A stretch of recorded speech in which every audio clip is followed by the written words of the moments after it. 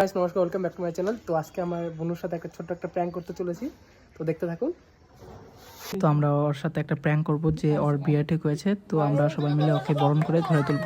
তো টিউশন থেকে কলেজার থেকে আসতেছিল, তো ও তো শকড, মাথায় হাত, ভাই এটা কি হচ্ছে, ও তো পুরো কনফিউজ হয়ে গেছিলো।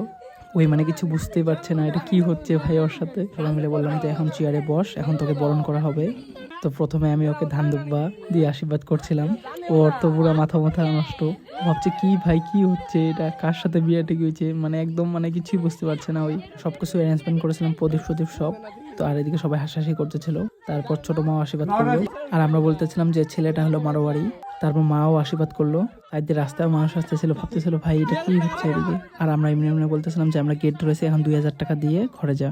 তো 1 টাকা দিতেছিল, অনলাইনে একটা অ্যামাউন্ট দিল ওই। তারপর পনিও ওকে মিষ্টি খাওয়াই দিল।